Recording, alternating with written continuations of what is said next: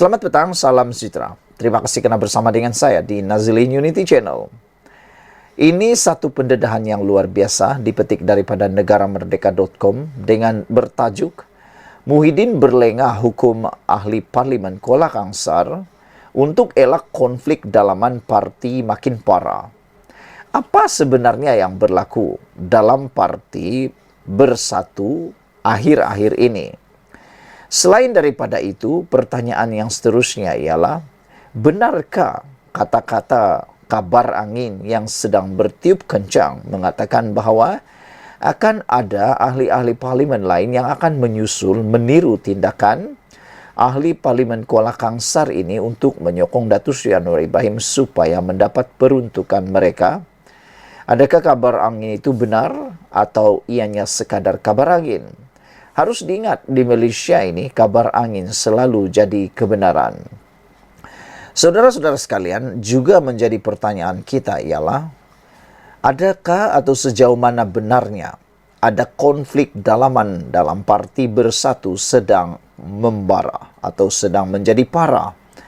Ini apabila kelihatan seakan-akan Muhyiddin berlengah untuk menghukum ahli parlimen Kuala Kangsar. Baru-baru ini Bersatu telah mengeluarkan kenyataan bahawa mereka akan memberikan keputusan pada hari Khamis yang lepas tentang isu ahli parlimen Kuala Kangsar itu. Namun demikian, semua orang termasuklah penganalisis politik terkejut dengan keputusan Parti Bersatu Muhyiddin Yassin yang hanya mahu ahli parlimen Kuala Kangsar memberikan surat tunjuk sebab. Ramai yang bertanya, kata mereka, bukankah ahli parlimen Kuala Kangsar tersebut telah pun dijemput berjumpa dengan ahli Majlis Tertinggi Parti Bersatu dalam satu mesyuarat baru-baru ini.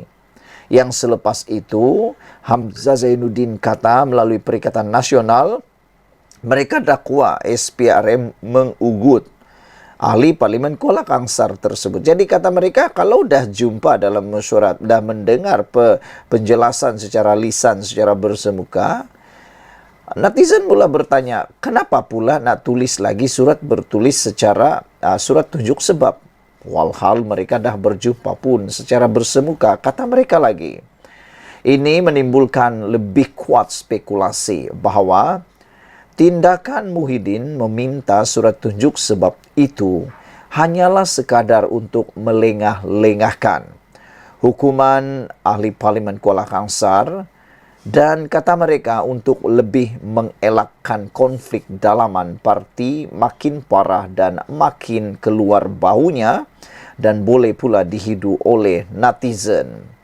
Saudara-saudara sekalian, kita juga akan melihat tidak lama lagi Muhyiddin telah pun mengesahkan bahawa beliau telah memanggil 30 daripada keseluruhan 31 ahli parlimen parti itu susulan kenyataan wakil rakyat Kuala Kangsar yang menyatakan sokongan kepada Anwar Ibrahim. Katanya dalam pertemuan itu semua 30 ahli parlimen kecuali Kuala Kangsar menyatakan ikrar untuk kekal istiqomah bersama dan juga menyokong Perikatan Nasional. Namun, apabila ini menjadi buah mulut dalam kalangan netizen dan penggemar politik Malaysia, mereka kata, dah banyak kali dah dengar perkara-perkara ikrar seperti ini. Tapi ujung-ujung akhirnya mereka akan membuat kejutan juga, kata mereka. Sehingga ada juga yang berani mengatakan, jangan terlalu percaya dengan ahli parlimen, kata mereka, apalagi dengan ahli politik. Segala perkara boleh menjadi, kalau dalam politik, kata mereka, segala perkara boleh menjadi tidak mustahil. Musuh boleh jadi kawan, kawan jadi musuh, kata mereka lagi. Jadi jangan terlalu yakin bahawa 30 ahli parlimen itu tidak akan menyokong Anwar Ibrahim. Saudara-saudara sekalian, kita telah pun diberitahu sebelum ini bahawa nasib ahli parlimen Kuala Kangsar daripada Bersatu, Datuk Iskandar Zulkarnain Abdul Khalid yang menyatakan sokongan terhadap kerajaan perpaduan ditentukan pada Majlis Mesyuarat Parti berkenan pada Khamis ini. Memetik berita harian, Presiden Bersatu Tan Sri Muhyiddin Yassin berkata, mesyuarat itu akan membincangkan tindakan disiplin terhadap Iskandar Zulkarnain susulan kenyataannya yang melanggar peraturan dan disiplin parti. Beliau berkata, walaupun parti sedang sibuk mengadakan pemilihan, namun pihaknya sudah mengarahkan Setiausaha Agung Datuk Seri Hamzah Zainuddin untuk menetapkan mesyuarat terbabit. Tapi ini ada kaitan dengan soal disiplin parti, dan kalau betul, kita akan minta lembaga disiplin mengambil tindakan mengikut peraturan, kata beliau lagi. Lembaga disiplin kena hantar surat tunjuk sebab. Kita akan bincang. Kalau dia hantar surat tunjuk sebab kepada ahli parlimen itu, minta dia jelaskan kenapakah tindakan tidak boleh diambil terhadapnya. Lembaga disiplin kena jawablah. Kemudian akan teliti dan selepas itu, MPT akan buat keputusan. Katanya selepas merasmikan persidangan bersatu bahagian Pagoh di Felda Batu 27 Langga hari ini. Turut hadir Timbalan Ketua Bahagian Bersatu Pagoh, merangkap ahli Dewan Undangan Negeri Adun Bukit Kepung, Datuk Dr. Syahrudin Jamal serta pucuk kepimpinan bahagian tersebut.